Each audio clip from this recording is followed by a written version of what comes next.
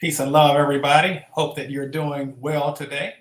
We're back for another Sunday Hope and Healing session where we utilize Transcending the Matrix, which is a methodology of healing, also an approach to actually help us accelerate our spiritual growth, development, unfoldment, to help return us back to the truest versions of ourselves. I'm Royce Fletcher Thomason, and I happen to be the person who was blessed to be able to bring this methodology into the earth realm.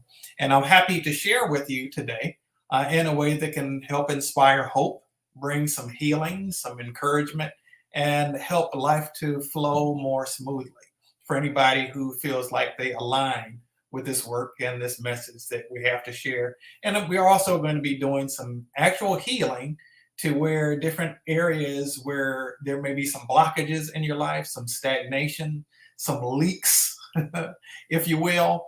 We're going to work on actually helping to shore those things up and help to fortify you. All right.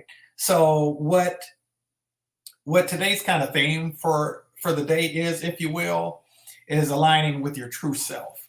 And what I thought about calling this was sealing up the energy leaks. Hello to whoever the Facebook user is. No doubt they're here in the viewing from the Transcending the Matrix Facebook group. That's how it shows up, unless a person actually clicks the link specifically to give StreamYard the permission to reveal who they are. It's not that way on YouTube. It's also not that way on if you're tuned in from my personal Facebook page, Royce Fletcher Thomason.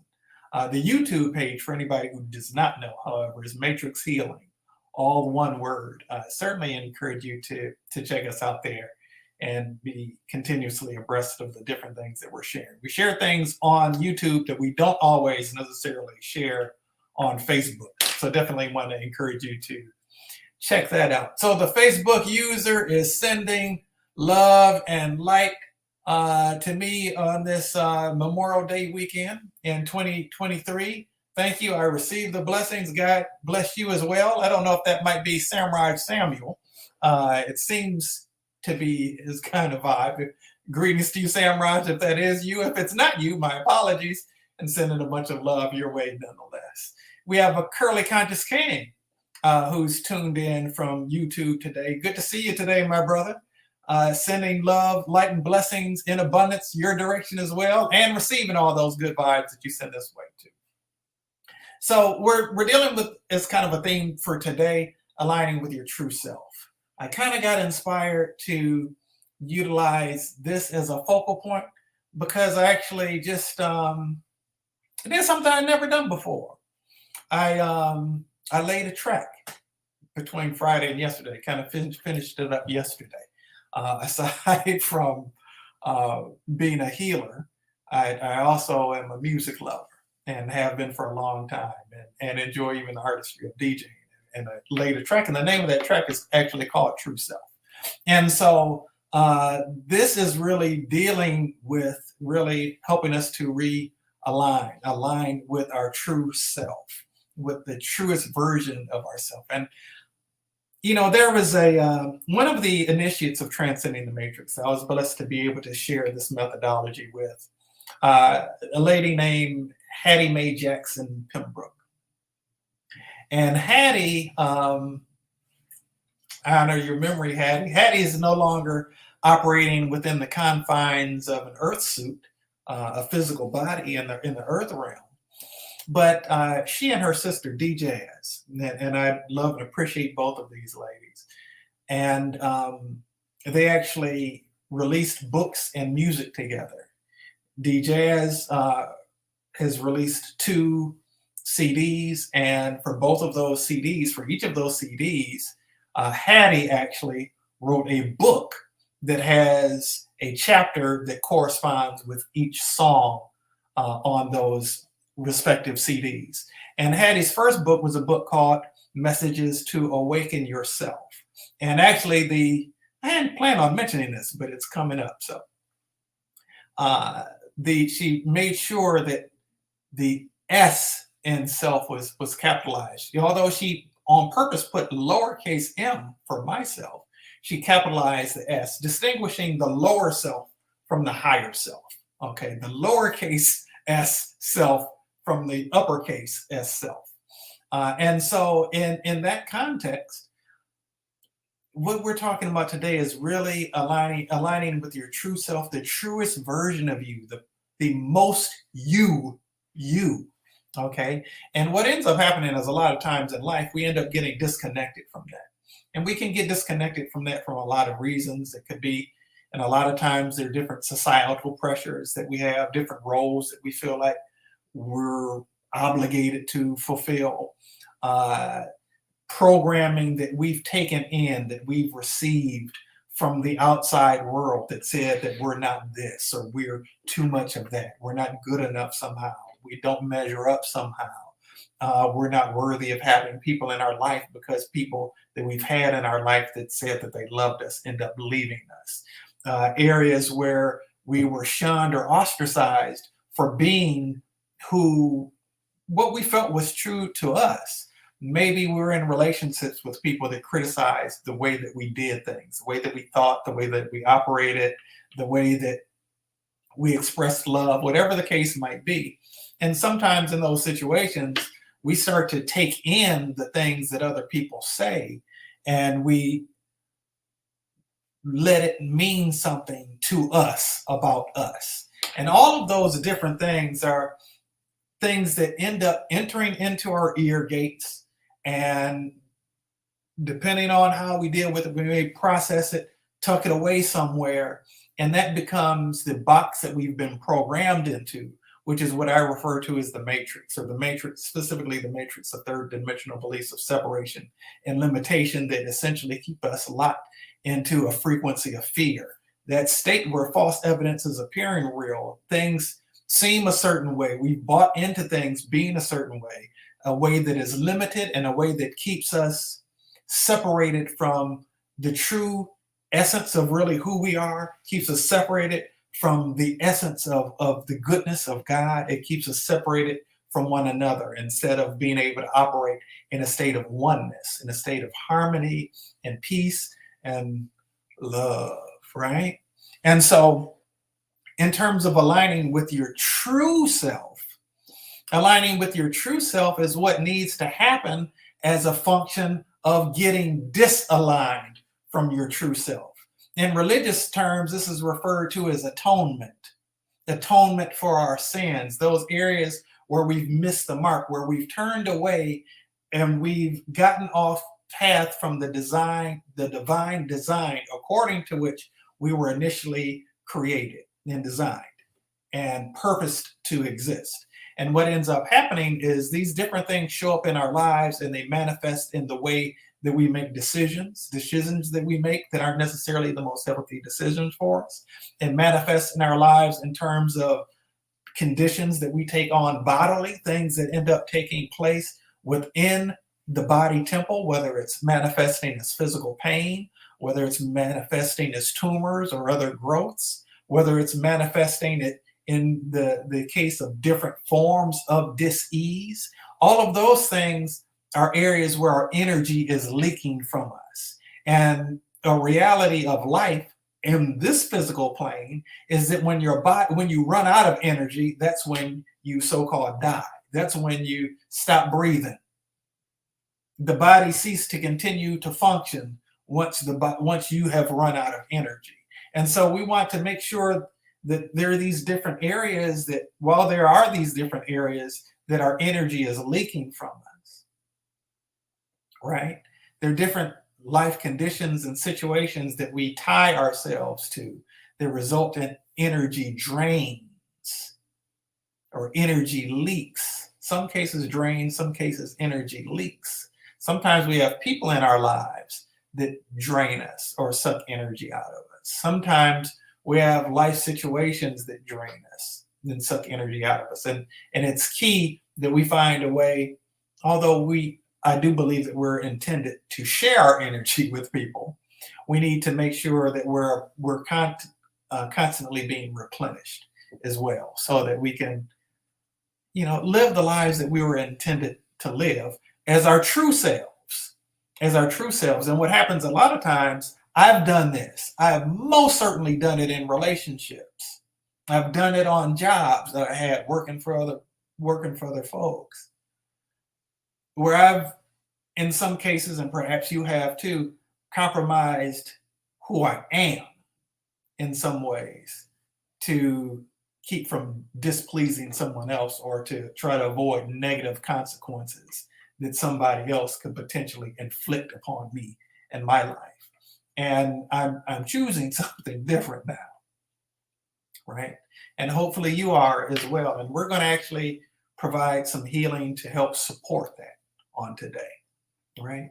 So when we talk about your true self is who it was that God actually created you and intended you and purposed you to be. Now, there's what God purposed you to be, and then there's the way that you've shown up in life. Some of that significantly impacted by programming that you've taken in from things that you've heard and things that you've seen in particular, right? Sometimes your judgments about different life circumstances are a part of the way that we even program ourselves, the things that we utter from our mouth, the things that we speak from our mouth. The power of death and life are both in the tongue. Blessings and curses both come out of the same mouth. It ought not be that way. We ought to only be speaking blessings, right? As far as we're concerned, as well as far as other people are concerned. And if we're going to be our true selves only operate in love. Our true selves operate in peace. Our true selves operate in a state of authenticity. Our true selves operate in a state of empowerment, authentic empowerment. Now, let me distinguish the difference between authentic empowerment and the stuff that we do in life. A lot of times we end up getting in power struggles. We try to find ways to shift the power dynamic. We're calling that power, but it's not really power. You see, that's actually a false representative of power. I said earlier when I was speaking at Transforming Love Community that everything that God made is good. God designed things according to a certain plan. And when we're operating in alignment with that, we're good. However, for all things, there's a higher version of something, and then there's the tainted version of it. And in this earth realm, a lot of times when people are operating from a state of a lower consciousness, and when people are operating from a lower frame of mind, from a lower frequency, a lower vibration, what happens is that people then create from that space. And frequently, when you're creating something from a not so great space, what's going to be created is going to be something not so great, right? And not only that, what we are actually hardwired for in terms of our very establishment as life forms, as beings, living beings, as human beings, as souls living on the earth, we naturally want and desire the good that God created. We naturally want love. We naturally want peace. We naturally want joy. We naturally want a sense of fulfillment. These are things that God has established. But there are ways in terms of in the lower aspect of consciousness where we take the thing that we really want and really yearn for, and we try to substitute it for a cheaper version, right? We try to substitute it for a cheaper version. I don't eat bacon, but once upon a time I did. I can tell you for a fact that I know that you can cook bacon in the oven. In the microwave. But it's not going to taste the same as it would if you're cooking it on top of the stove. Why? Is because when you're cooking it in the microwave, it's actually altering the molecular structure of that thing which you've put in there. Actually, what the microwave does is it heats foods up by speeding up the water molecules. In essence, food is heated up in the microwave through a process of dehydration. Virtually every sickness that we have, almost all sicknesses that manifest in the human body, are a function of dehydration. Now, I'm not trying to badmouth microwaves. I'm just using this as an example. The microwave does work a lot quicker than it does heating up something on the stove or heating up something in the oven. It can be a lot more convenient in a lot of ways. And in a bind, it's not, the worst thing in the world to be able to use the microwave, because sometimes in the course of the busyness of life, it can be convenient and helpful. So I understand why people will do that. However, the reality is what's convenient isn't always what's most necessarily going to be the most profitable in the long run. And so there are a lot of ways where we, human beings have a biological need for sex, right? There's a reason for that. There's a reason for that I believe that God established is good. I believe that it's appropriate that in a truly loving environment where people are committed to one another. And I'm going to add I haven't always said this, but I want to say it now. Ideally in the context of marriage, where people deeply care for one another and want to experience a sense of union, of connection, of oneness, and use that expression of love and oneness as a way to also bring pleasure and to share a pleasurable experience with their love mate, right? However, there's certainly a lower vibration of that yearning manifested as a sex drive that ends up leading to pedophilia, that ends up leading to sex trafficking, that ends up leading to pornography, which runs rampant and actually rewires the brain, and it leads to people promiscuously just sleeping around with whomever, not caring about how it impacts the person that they're with, and then people kind of say to help them survive that it didn't really matter, it doesn't really matter that they didn't call back, or that they're not sticking around, or that they had this intimate moment with me and they're now ghost, or they stuck around for a little while and then they disappeared. There are a lot of different things that we do to cope with life rather than fully living life. When we're fully living life is when we're most aligned with our true self and operating, living, and existing from that space. Okay? I am not a musician. I never learned how to play a single instrument. The closest thing I learned how to play an instrument is two decks in a mixer, or maybe more than 2 decks in a mixer as a DJ, right? That's something I enjoy. And it is a way that I can participate in the music and express my love for music. But I never learned how to play an instrument or anything.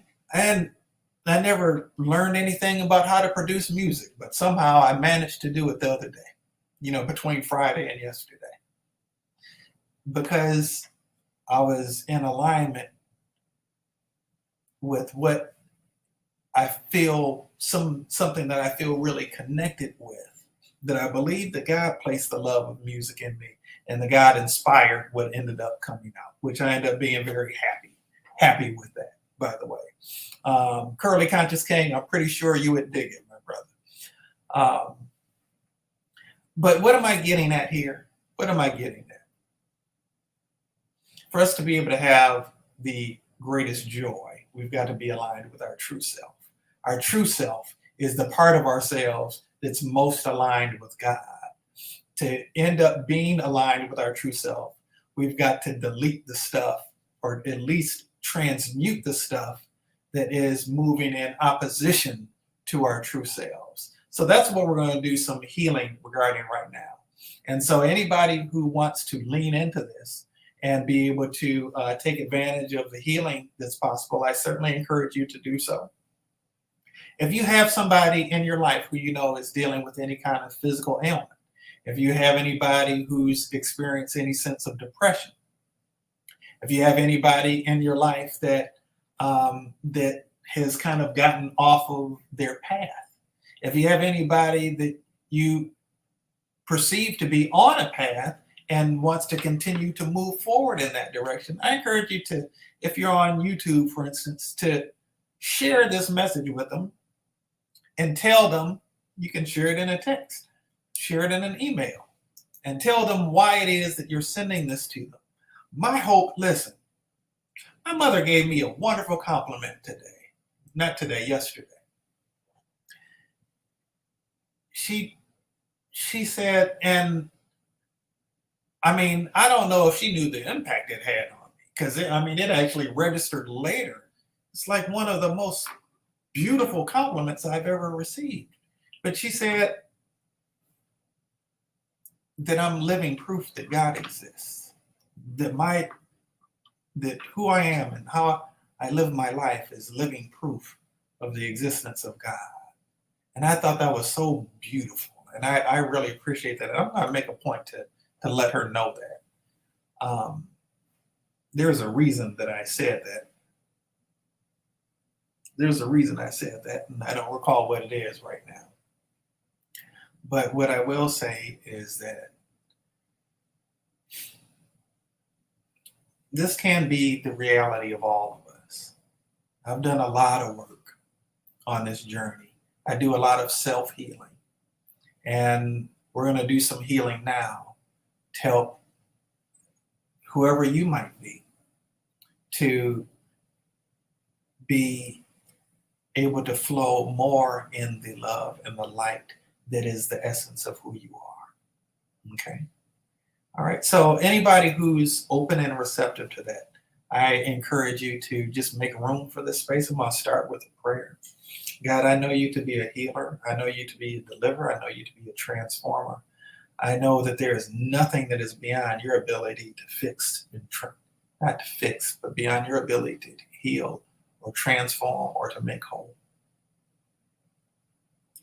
And I give great thanks that I get to be privileged and blessed to be a vessel through which that is demonstrated. And I demonstrate you as a healer right now. On the behalf of all of those who choose to align with this right now, say your name if you would. To the point of neutralizing the root cause of all energy leaks, of all inauthenticity,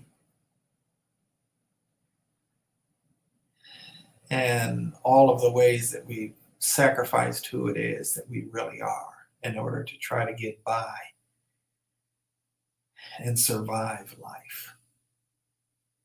Neutralizing that from the point of the causal root in every strand of DNA and every cell of the body of each person that is aligning with this, and the totality of each person's beingness. Even in the secret places of the hidden chambers of the soul of each and every one of us. Neutralizing and transmuting that into a sense of complete aliveness, a sense of profound, ultimate fulfillment and joy and deep, deep, deep empowerment that comes with being aligned with our true selves, our truest selves, the part of us that is most us, based on the divine design in which you created us to be. And I bear witness to our wholeness on this date and in this time and space called now. Thank you, God, for this gift of your divine love. And I affirm it is a done deal. It is done. It is done. All right. So let's go ahead and get into the healing on this. And so let's actually start with right now negative words that we have spoken about ourselves. This is something that we do a lot. Let's neutralize it. Negative words that we've spoken about ourselves to other people. Negative words that we've spoken to ourselves. Okay? That take life away from us. All right, now I want to actually even go into that, into negative things that other people have said to us that made us think that we were less than somehow. And I want to speak to, also address, not just speak to, but also address from a healing standpoint, the ways that people have boosted our egos to make us think that our life is more important than somebody else's life. That thought and the behaviors that are associated with that thought are actually energy depleting. They give you a little dopamine fix, give you a little bit of a high, but it's fleeting. And it's addictive, it's insatiable, it's never going to be satisfied. It would just have you yearning for more, like a crackhead, fiending for that dope hit. You're fiending for that dopamine hit that comes with being misaligned with who you really are. You take a semblance of what will feel good to you instead of the essence of what's going to feel good to you, and there and will be ultimately satisfied. Okay, so we want to address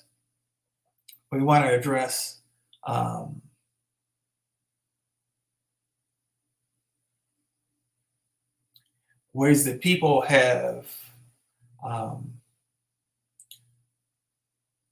actually enabled us in our victim story. Okay, we want to neutralize that, transmute that into empowerment, authentic empowerment. Why do people tell victim stories? Because we get a little bit of energy from it. In the moment, it seems that way.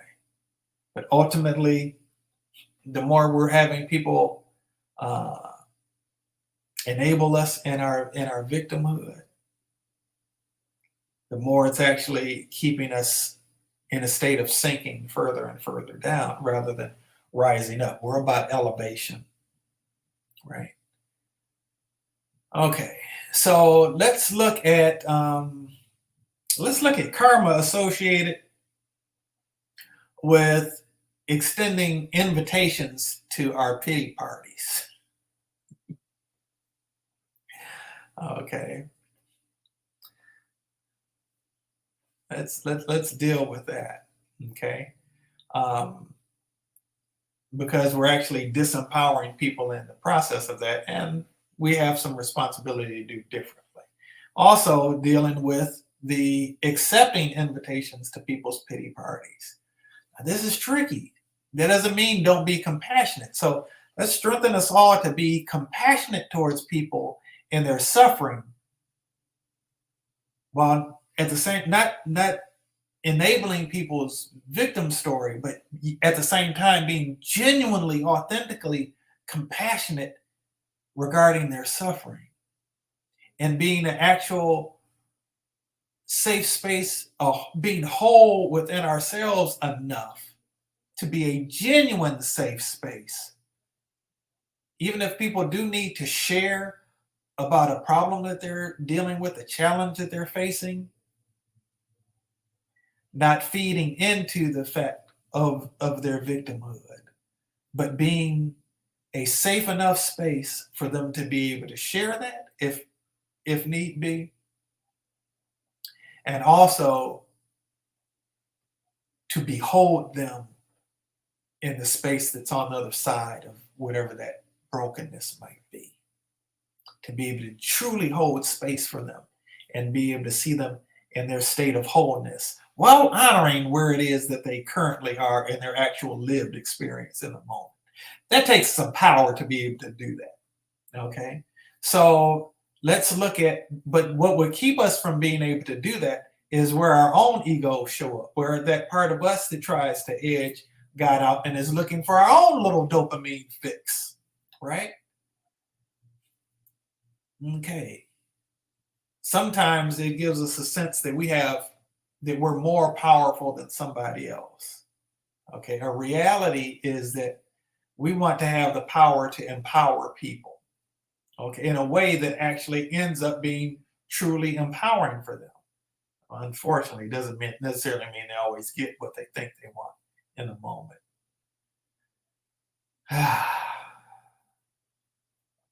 So let's look at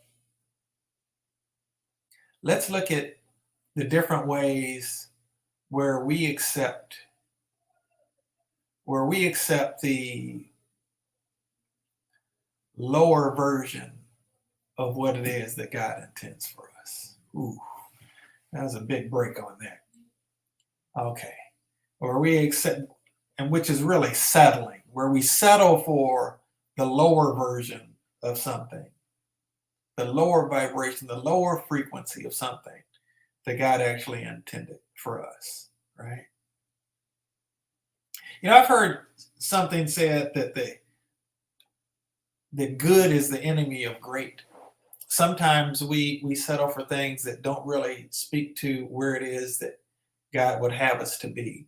Sometimes, out of an inflated sense of ego, we think that things have to show up this particular way, but God is showing up in a way that is different than what we might, in our own thinking, might think we want things to be. But what God's plan is actually better for us, even though it may not be on the surface in the same way.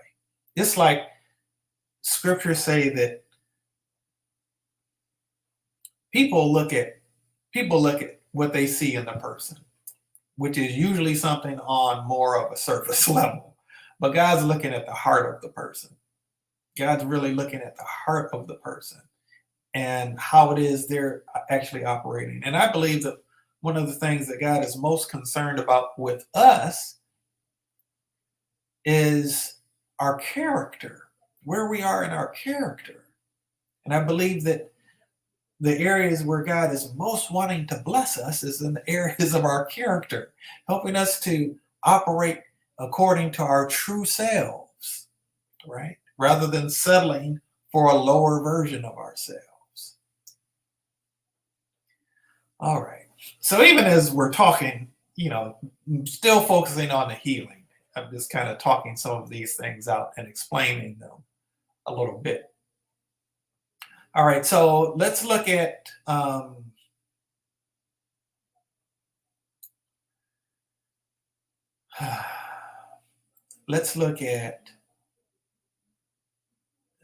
deeply held some subconscious beliefs that we need to alter who we authentically are so somebody else won't leave us. Ooh.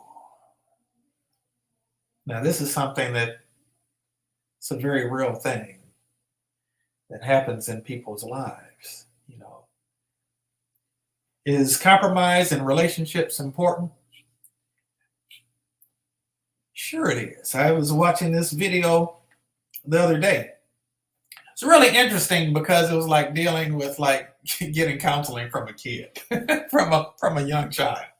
And there were these couples and they actually got a little advice from these young children. These young children were able to share things in a simple way. So in this one particular couple, this guy loved staying at home playing video games. The lady in the relationship liked to go out and they go on dates and things of that nature. Said that about 80% of the time was dealing with a guy staying at home playing video games. This child's suggestion was to balance it out a little bit more. Play the video games sometimes, go out sometimes, split it between the things that you enjoy doing and the things that she enjoys doing.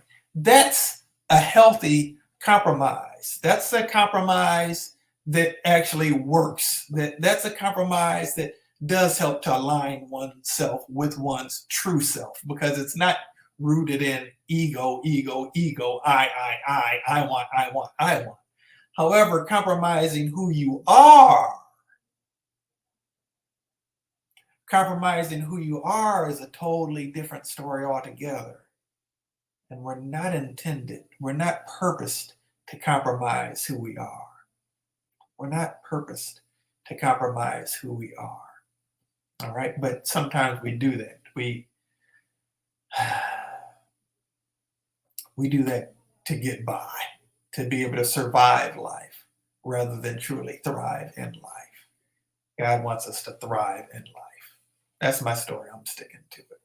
Okay. All right, so let's look at the stories that we tell ourselves about who we have to become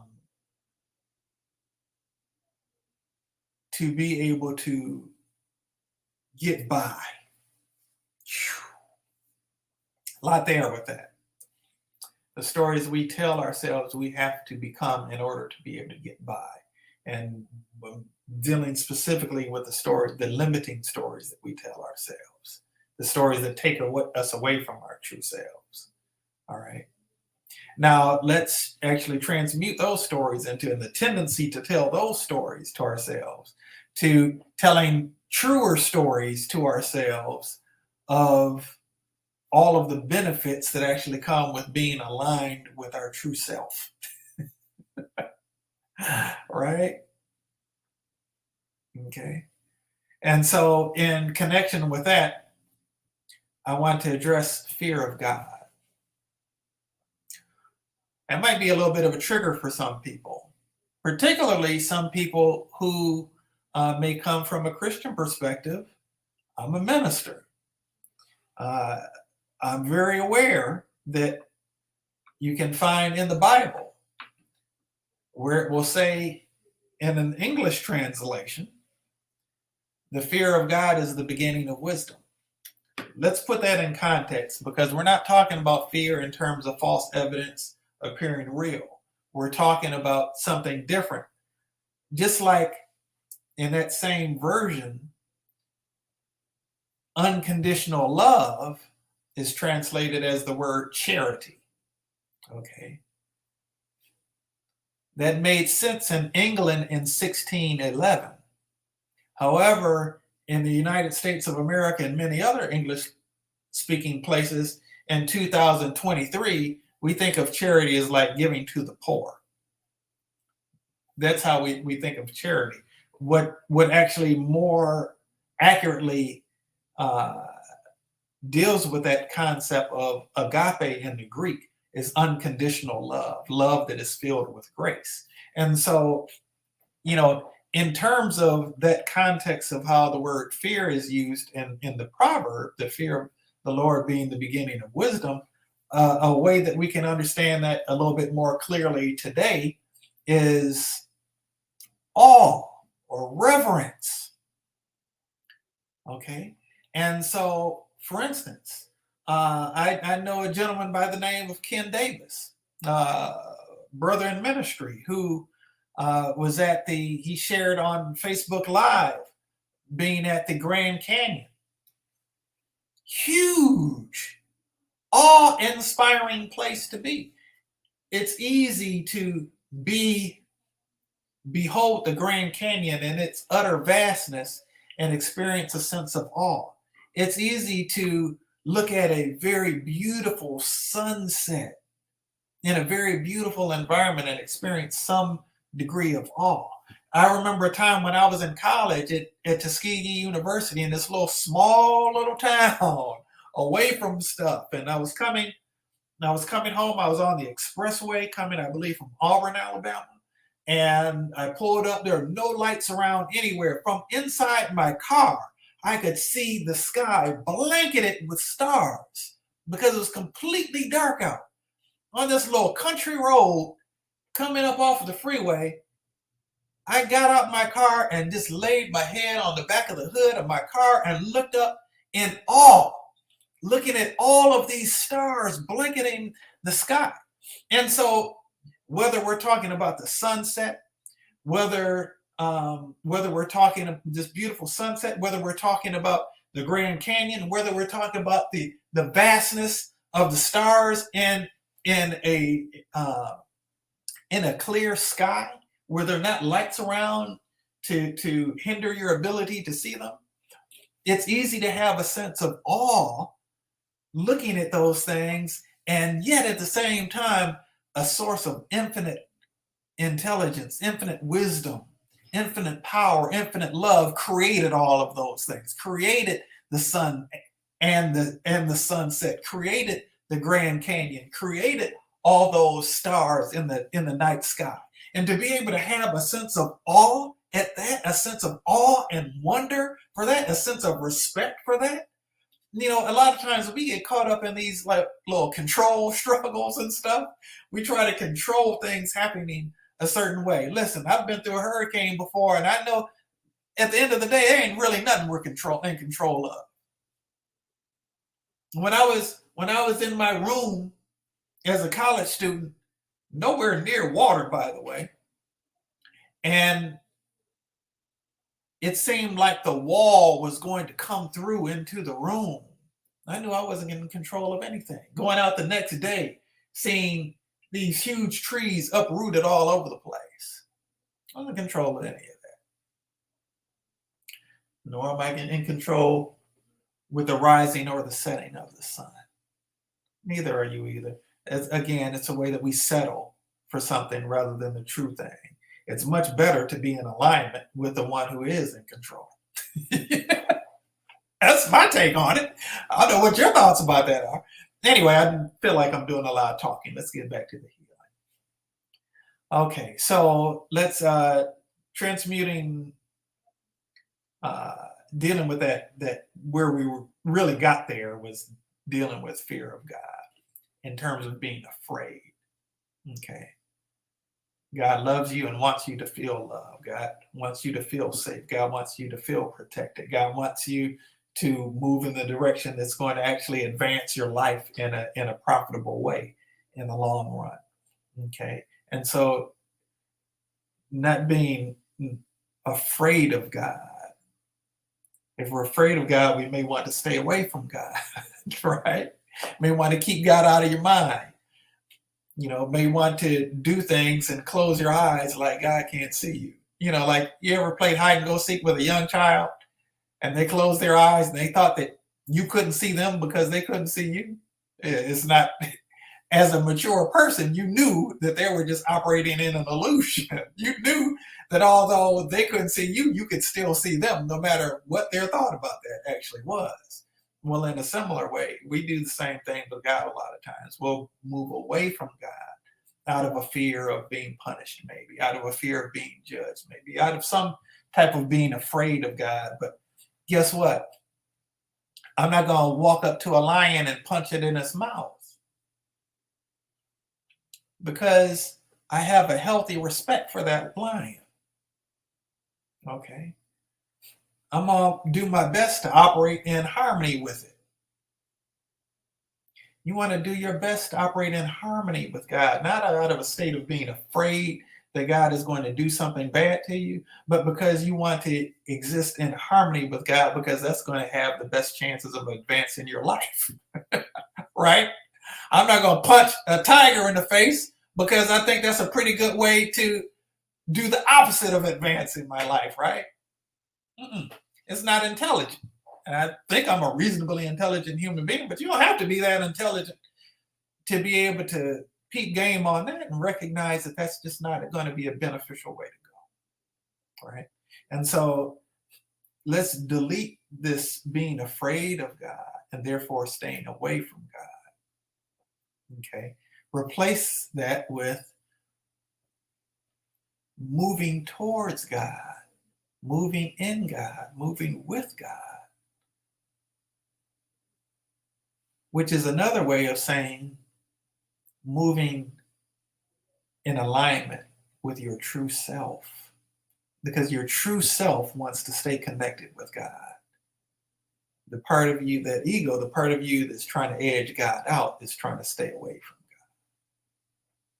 God. The enemy of your soul is trying to keep you away from God.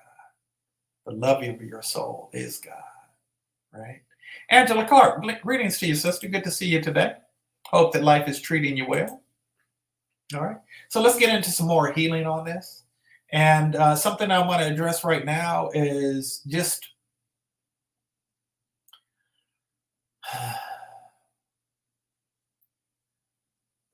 We addressed being afraid of God. Let's look at fear of your true self.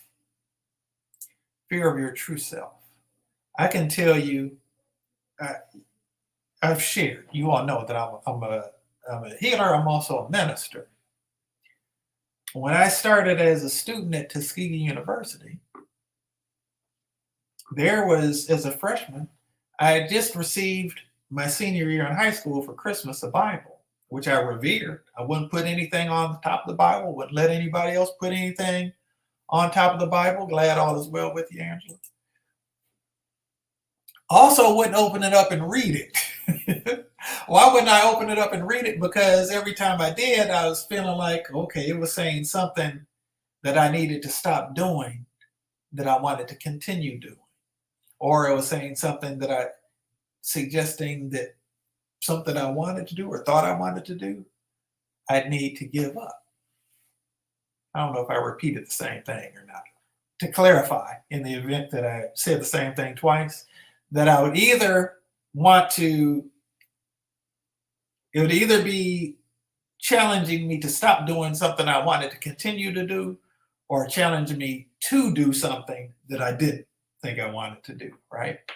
However, that's me operating in my lower self. That's me operating in the part of me that was trying to edge God out, because I thought that it would be more fun to do these other things. I thought it would be more of a burden to do these things that I didn't think that I wanted to do, that the scripture was suggesting to me was the thing to do, right? And so I know that a lot of times as humans, we get caught up in that. And a lot of times, whether we want to admit it or not, it can feel uncomfortable to go in a direction that's different than the direction that the pack is going in. It's easier sometimes to go in the direction that everybody else seems to be going in. It seems that way, at least. I think about another scripture, actually, that says that, the little afflictions that we deal with, that we're dealing with on this spiritual journey, those are light. They just endure for a moment. They're temporary.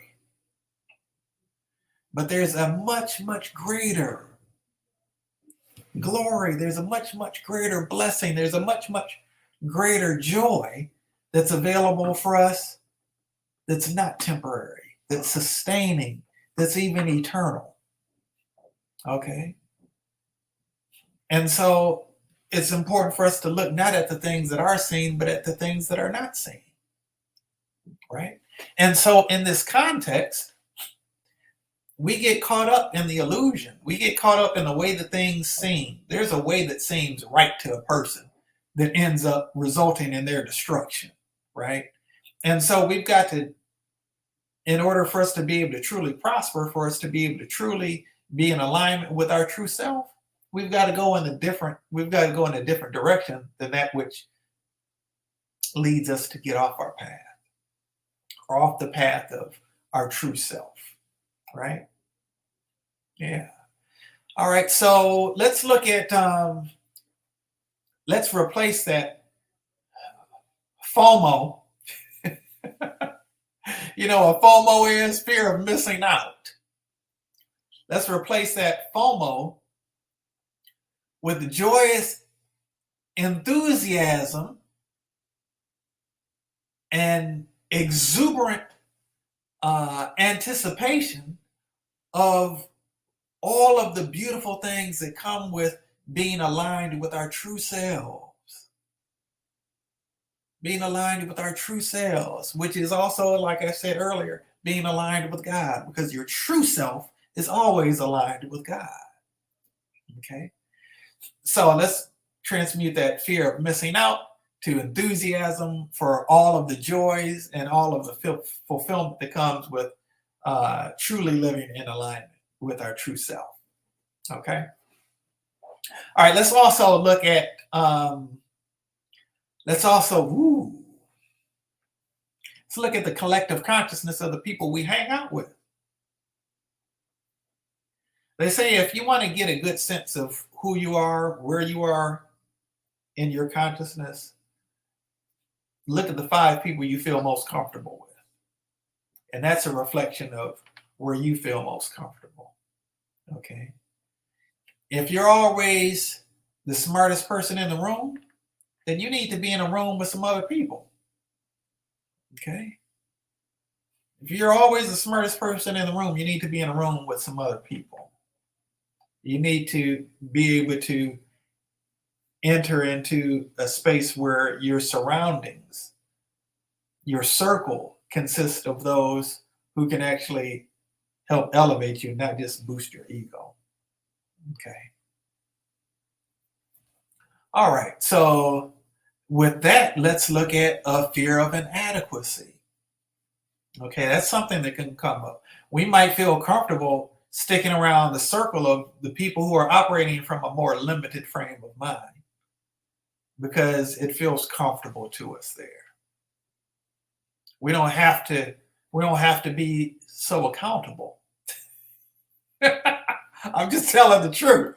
You can take it and do with it what you want to do with it. But a reality is that it's sometimes easier to just stay comfortable than to get to that place where we're challenging our comfort zone, right? Growth only comes with challenging your comfort zone, all right? Anybody who has achieved something significant in life has challenged their comfort zone. I told you about I just laid this track. It's on my mind because it's very new. I've never done that before, right? I didn't know what I was doing. It was a little outside of my comfort zone to even try it. But I did. I was very happy with what came as a result of it. All right. And so let's look at boosting that fear of stepping outside of the comfort zone with a sense of enthusiasm and actually joy in challenging our comfort zone. All right. Now let's also build in with that a sense of discernment. Because sometimes people, for their own manipulative purposes, might want you to do something that you don't feel comfortable with, that you don't have any business doing, right? If somebody's trying to get you to do something that's not in alignment with your morals and values, that's not what I'm talking about in terms of challenging your comfort zone. What I'm talking about in terms of challenging your comfort zone is stretching yourself to help you to be a more fulfilled version of your truest self. Okay. All right. All right. Something else I want to look at real quickly too is your own sense of worthiness, of not just sense of worthiness, misconstruing who it is that you really are. Okay. Based on sense of limiting beliefs that you may have about you. Limiting beliefs that you have about you, limiting beliefs that you have about people in general, even. Okay. One of the things that I've said is, you know how you know you're really, really, really in the light? When the light becomes all that you see. You know, when the light becomes all that you see. There's this scripture, Psalms 139. And it talks about where could I go and get away from God? Nowhere.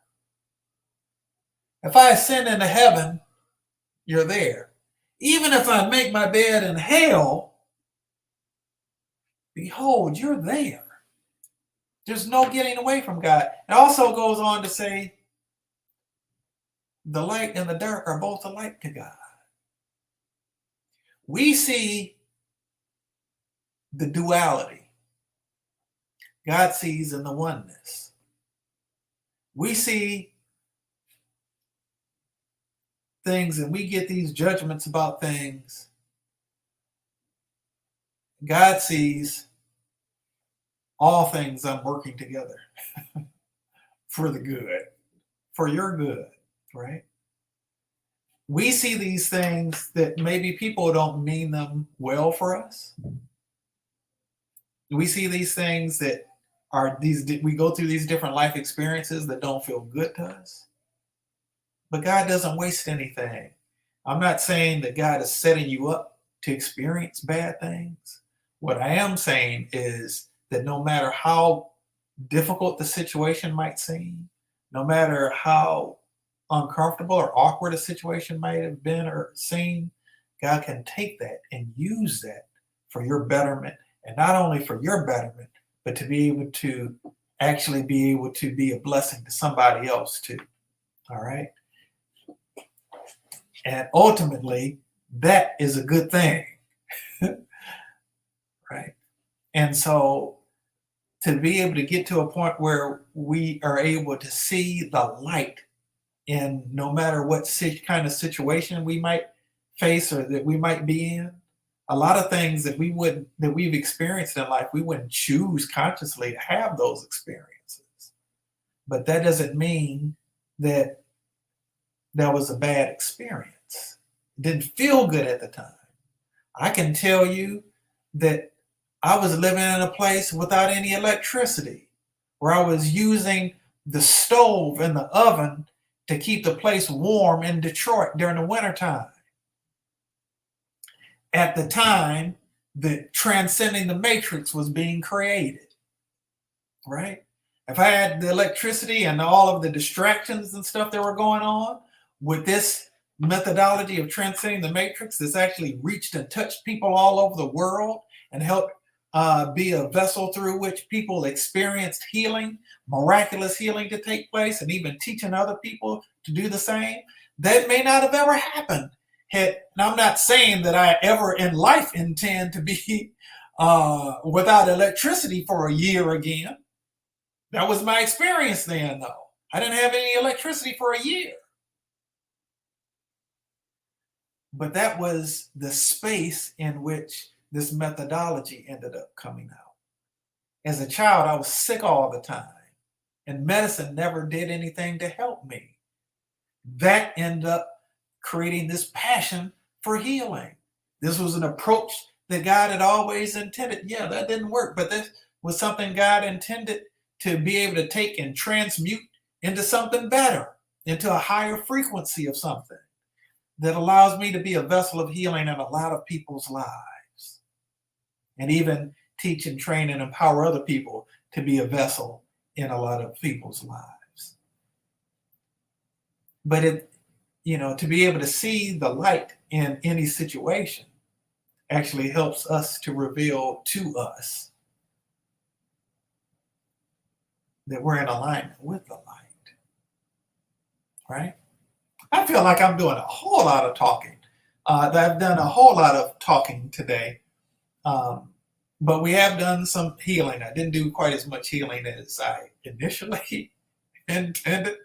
So pardon me for my loquaciousness on this afternoon or night or morning, depending on where it is in the world that you're tuned in.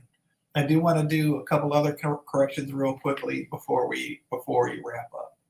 And that is one thing that I want to deal with is fear of taking responsibility. And let's transmute that into feeling a sense of profound fulfillment in taking responsibility for your life and for just being a mature spiritual being. I'm not just going to say being a mature adult, being a mature spiritual being, right? Which most people, to get to that point of spiritual maturity, tend to have to go through something. Because that's where, even if you're a metallurgist, knows that even if you're gonna make steel, you got to burn off all the impurities. If you're gonna make some jewelry out of gold, you got to burn away all of the impurities, all the things that are not that, right? And so for us to be our true selves, the things that are not our true selves have to go away. And sometimes the process of that is by fire. Sometimes it doesn't feel, sometimes the heat can feel a little bit intense. But again, if we get to that place of being able to see it in the context of the light, this thing that I'm experiencing right now is only temporary. It's not going to last. It's not going to take me out. I'm actually becoming a better version of myself as I'm moving through this. I'm actually becoming closer to God as I'm moving through this. I'm actually getting back to the part of me that I had lost as I'm going through this. Even though it feels uncomfortable right now, I know that this moment is not going to last, and I'm going to come out of this on the other side better for it, right? Okay. And so another correction I want to do real quickly is actually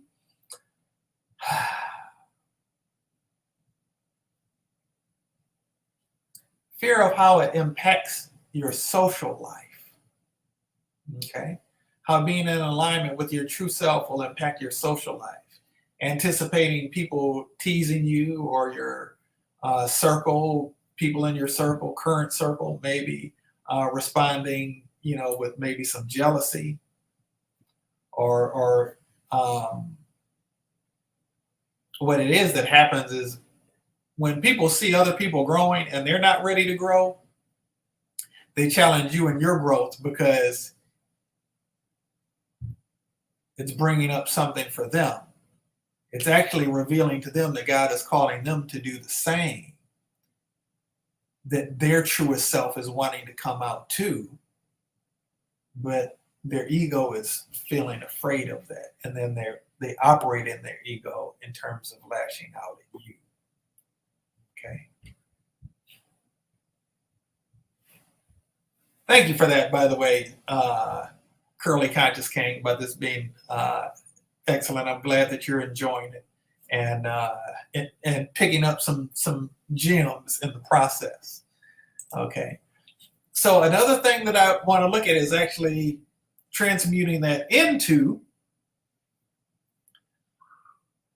a sense of enthusiasm of when those who have been in actually your new circle that's operating at a higher octave, the joy and enthusiasm that comes with finding people who get you in this new version of you. And whilst at the same time maintaining a sense of confident humility. Increased confidence, but also with authentic confidence comes a degree of humility because it's not all about you. You realize that you're not actually better than anybody else. A sense of enthusiasm about seeing them get to their point where they've grown too. And they're ascending the ladder, if you will, all right? Where they're growing, they're moving in a favorable direction. It's helping them to be the truest version of themselves, even though they may not be operating there in the moment, right? Okay.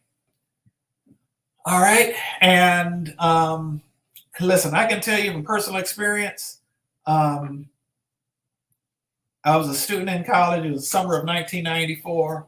After three things that were very, very, very important to me were taken away, if you will, I ended up giving my life to God. It will actually be, what year is this? 27 years tomorrow, I think, that I would end up being baptized. Anyway, no, 29 years. It'll be my golden baptism birthday, the 29th. It'll be the 29th year. So at the time that I decided to give my life to God, the people in my circle and my family, they weren't necessarily operating in the same place. It just wasn't the case. They're operating in a very different place at that point, actually. However, where they were then is most certainly not where they are now. Given the hour, I'm not going to go profoundly deep into it, but I've seen some profound spiritual transformations in just about every member of my family and siblings, parents, you know, and it's been beautiful for me to behold. Okay, it felt a little uncomfortable at that time. And if I'm going to be transparent with you, I had a degree of, there was a part of me that felt bad because I couldn't go to them to get what it was I was looking for, but God did put other people in my life where I was able to get that. But there was also a part of me that was maybe a little bit of a spiritual snob, you know, where I thought they needed to get to where I was. There have been points in my life where I felt that way. I don't believe I feel that way now, at least definitely not to the degree that I did then. Just embrace and accept people where they are. Your true self can do that. If you're not operating in your true self, it's difficult to do that. It's more difficult to accept people where they are while beholding the higher version of them, seeing them beyond where they may currently be. Okay. All right. And the last thing that I want to address real quickly before we get ready to close out in terms of aligning with your true self is the ability to let go. A lot of times we in general have a fear of letting go. We have a feel of losing something. All right. And so we're going to release that fear of letting go and replace that fear of letting go with complete faith that God has you covered, baby. God's got you covered. Complete faith that God has you covered. And that being the case, you can let go, knowing that you're taken care of, that there's no loss. There's no net loss, I'll put it that way. There's a net gain. All right. That's looking better. Okay. All right. And then a profound enthusiasm about the net gain and anticipation and expectation of the net gain. And not only that, remembering the net gain as if it's already taken place. Okay. All right. There we go. Okay, and so let's get ready to close this out, God. Thank you so much for the healing that's taking place today. As Curly Conscious King mentioned about the gems that have been shared. Thank you for all who've had the ears to hear, and even those who didn't have the ears to hear. They were still nonetheless receptive to be here and to receive the healing that was going on, that transcends the words that were spoken. God, thank you for allowing me to participate in this, and for each and every one of us who are growing closer and closer to you as we align with our true selves. Thank you for these and all of the blessings that you so bountifully and continuously empower with us. And even as we go into our week, that we go more whole, that we go more enlightened, that we go more in alignment with you. Thank you for all of these blessings. Ashe and amen. Okay. All right. Again, folks, we're here every Sunday, 1 o'clock Eastern time. If you're not already following us on YouTube, I want to encourage you to go to YouTube at Matrix Healing and subscribe. And if you would also hit the notification bell so that you're made aware when we're going live or when we're posting content, because there are times that we post content there where we're not actually going live, things that won't end up on the Facebook, by the way, either in the Transcending the Matrix group or on my personal Facebook page. All right. And so, one of the most fulfilling experiences of my life is not only doing this healing work, but actually sharing it with people, sharing with them how to access it as well. This year marks 20 years of Transcending the Matrix. And the 20-year anniversary will actually be in September of this year.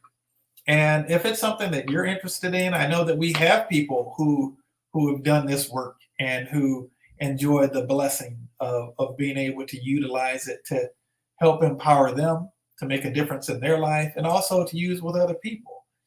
Seen a lot of miracles happen, literal miracles take place. If you want to be able to do this, not only in terms of helping a person to overcome physical pain or repair broken bones or have tumors removed, which I have personally seen happen utilizing Transcendent Matrix on a number of occasions with people all over the globe.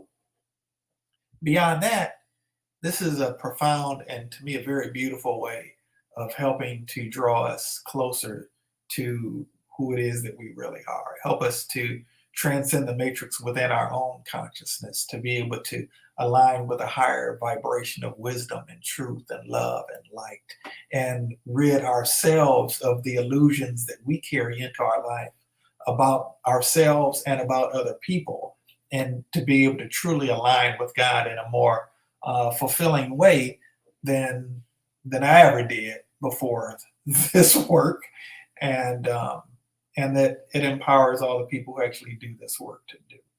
Anyway, with that said, if that's something that's of interest to you, you can send me a direct message on Instagram or on Facebook at Royce Fletcher Thomason, or you can send us a message on Instagram at Transcending the Matrix. Transcending the Matrix. My name is a little bit easier to spell for some people, maybe. So you can always leave me a message there as well. But again, it's my pleasure to share this with you. If it's something that you feel like will help you to be in alignment with your true self in a way that you are resonating with. All right. With that said, I bid you adieu for today. I look forward to catching you next time. And until then, I send you away with peace and love.